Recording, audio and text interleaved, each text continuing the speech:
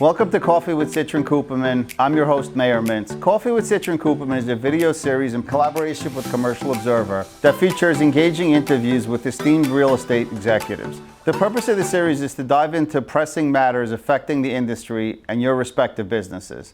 Today I'm joined with Jonathan Kaufman Iger, CEO of Sage Realty Corporation. Thank you for joining us. Thank you for having us. So I know recently, as people try and get the tenants and the employees back to the office, there's been a lot of talk about hospitality making its way into real estate.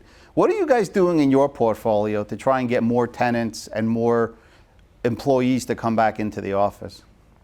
So even before COVID and the adoption of, mass adoption of hybrid work, Sage started a journey sometime around 2018, 2019.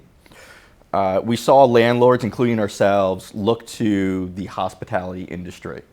And we saw landlords starting to effectively take in the physical and some of the service offerings within the hospitality field and bring them into the office building. So we saw landlords start to bring in hospitality services and physical offerings into the office building. And we embarked on that same journey. But what we really looked at with some of our past experience of investing and owning in hotels and people working at our company who've been in the hotel industry is that where hospitality really starts is a consistent branded experience. And so while we have implemented physical amenity spaces and other hospitality offerings, what we first started to lean into was creating a unified brand and a unified brand experience across our 6 properties, 3 million square feet. And what are the advantages of that uniform brand? Because I know everyone likes staying at certain types of hotels because of the feel. Is it just the feel or is it a lot more than that? It's the feel, it's consistent service, it's a consistent branded experience. So you can equate it to if you stay in a Four Seasons in Budapest and you stay in a Four Seasons in New York City, or you stay in a Four Seasons in Paris. In one city you may be paying $300 a night, in one city you may be paying $800, another city you could be paying $2,100 a night for effectively the same room. But the reason that you've reserved, right, your room at that specific hotel is you know what you're going to get. And that's the consistency, right? Mm-hmm. Beyond just the high level of service. And every hospitality company, not just lodging company, but hospitality company, or any company that's leaning into hospitality has that. Whether that's a consistent experience when you walk into a James Purse store or a Chanel store. You have a same consistent experience whether you're at any Motel 6. Right? So it's not just about the luxury branding, but any type of brand experience. And so our property addresses are just that. Our property addresses are 777 3rd Avenue or 437 Madison. But the overall goal is if you ask someone who works at 777 3rd or at 437 Madison, they don't say that's where I work, they say I work in a Sage property. The same way that if you had just gotten back from vacation and I asked you, oh, where'd you stay? You don't tell me, oh, I was in San Francisco and I stayed at 1325 Market Street. You tell me I stayed at the Ritz-Carlton or I stayed at the Marriott. And so that's where we started to lean into. What that starts to look like is everything from what's forward-facing, so branded uniforms for anyone who is front of staff, to a signature scent, and then really at the heart of it, and I think that's what most operators miss unless you have some background in the hospitality field, is it goes to standardizing operating procedures, SOPs. I don't think most people are aware that the front desk reception at the Ritz-Carlton has over 110 SOPs. Everything from you have to show up to your shift 15 minutes early. This is what you do with those 15 minutes. These are the types of earrings you're allowed to wear. This is the type of, how you can maneuver your handkerchief if you have all of those components. But more importantly, how you greet a guest, how you greet a visitor for that guest. And it's not just front of house, right? This permeates any hospitality-centric organization and permeates our organization. So our lease admins, right, our AP in how they interact with a vendor, right? Those are customers to ourselves as well. And we standardize that. So everyone is getting a consistent branded experience. And if two people who had interacted with one of our properties, our staff, had met over coffee or drinks and didn't realize they were in separate Sage properties, the way that they describe the experience will be the same. And what benefit does that have when tenants are looking either to change space or to move within your portfolio? Is that an easier sell to them? I'd say more than an easier sell. The brand becomes, and we talk about this as we define as the Sage experience. The brand becomes the experience, and everything that we have to offer, both in what's in a specific property, within the services we offer, and again, we create a unified experience. We have a member experience department. A lot of people will call it a tenant experience department. For us, we have what we define as a member experience department. And our member experience department, whether when you move in to a Sage property or throughout your tenancy, we will meet with the key culture maker of a company. So for a small company, sometimes that is the CEO or the president. Sometimes it's the receptionist slash office manager. But most slash HR, you know, wearing 500 hats.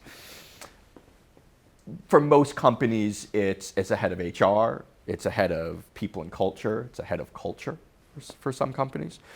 And our team will meet with you both upon onboarding and throughout your tenancy.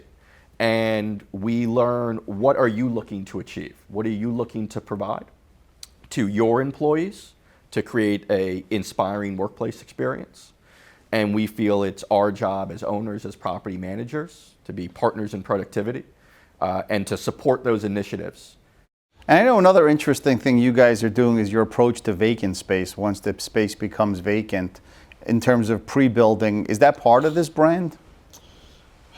I'd say it's always been a component of our offering. 20 years ago, right? Effectively the definition of a pre-built has significantly changed, right? 20 years ago, effectively a pre-built, someone leased 15,000 of a 20,000 square foot floor plate. There was economies of scale and efficiency. I'm gonna build out the remaining space on that floor. And then I'd say in the early aughts, at least for ourselves, we started doing pre-built campaigns. To my knowledge, we were the first to do it on 3rd Avenue, if not Midtown in general. And when we were successfully leasing up 777 3rd Avenue back in 2011, 2012, 2013, basically we would do 2 floors, 4 pre-builts on a floor, so we'd have 8 pre-builts. And the moment we leased up a certain percentage of those pre-builts, we released for another 2 floors. Keeping a healthy mix between full floor tenancy and the ability to offer build to suit. And that at that time, it was just building out the space. Today, that product has evolved. And again, I think as owners, as landlords, as property managers, for too long, our industry has taken a shotgun approach to our customer. And an approach of, how do I cast the widest net? And that's defined, because of that approach, it's defined our product for 50, 60, close to 70 years now. It's built to suit, and whether that's now the landlord building it out or simply providing a work letter, it's recycling existing space with small potential upgrades depending on the vintage of that space. And as we were just talking, the last 15 years or so, a significant portion has grown to be pre-builts. As we leaned into pre-builts over the last couple years, we also started to look at, are there specific markets that are being underserved? and leaning into potentially more niche products. And that starts to flip the script on supply and demand, particularly what we're seeing in the market today, right? A lot of the impact on our overall business, on our industry, just comes down to Econ 101, right? There's a significant amount of supply. There's not enough demand for that supply. For the overall market, right? I'm sure you guys know the statistics better, but when you start to look at whether it's now being defined as luxury or class AAA or mint or lifestyle office, that vacancy is 4 or 5% as opposed to the 20% we're hearing in the city. If you start to look at other product sets, so. I think it's also important to focus on the tenants, because different tenants, like certain companies, would love to be in a AAA, can't afford it. So you kind of have to make them comfortable in a lower class building, but feel like it's a better building. I think part of it is less, look, you get what you pay for in any industry, right? So I'd say less about necessarily the lower class property, but the properties that we're talking about right now, there is no 5,000 square foot offering, right? You could knock on one of those landlords' doors and say, I'll pay $250 a square foot. And they'll be like, great, but no, we're not chopping up a 30,000 square foot floor plate. The premium that we're gonna get, it doesn't make sense for us. I do think that's short-sighted because, again, they're trying to cast that widest net, right, to land that 30, 60, 100, 500,000 square foot tenant. And so that's where we're leaning into. So at 437 Madison Avenue, we're working on a product that we plan to bring to market before the end of the year. We haven't branded it yet, but it is effectively a next iteration of furnished pre-builds. But they're being designed, they'll be marketed for a specific user case. And so the boutique hedge fund and family offices have very limited options if you want to go to a premier property in New York City. Because again, we have not typically offered that in the past. And our competition in that specific market does not offer a product for that. Where Sage Workplace Services grew out of was our consistent experience, whether when we were modifying pre-builts or building bespoke spaces, built to suit. Inevitably, unless it was a huge organization that had brought on construction managers and corporate relocation specialists, right? Even if the person had done it before. Twice. Yeah, and it's been 10 years since the last time they did it. Inevitably, and always too late, the general contractor sitting at the table, our property manager sitting at the table, now our member experience managers are sitting at the table, our customer is sitting at the table, the tenant.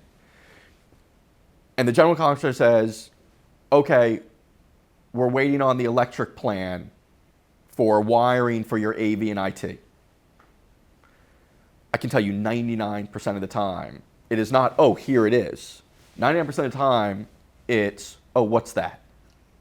99% of the time, after that conversation, and now that they've been informed that that is now going to delay construction, and they will probably not get into their space as quickly as they wanted to, which is always an unreasonable expectation from a timing perspective, they will lean over to our property manager and say, do you have someone? How can you help?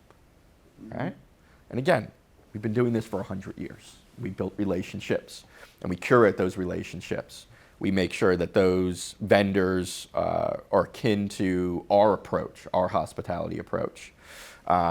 We ensure that they can provide a level of cost savings as well, that they are quick to respond, knowing how late these requests typically come in, even when we're proactive in pitching these services. That sounds very helpful. You know, it's always good to have someone on speed dial that can solve a problem. Very well. Thank you for taking the time. Thank you for having us. See you, and we look forward Appreciate to it. working together. Always.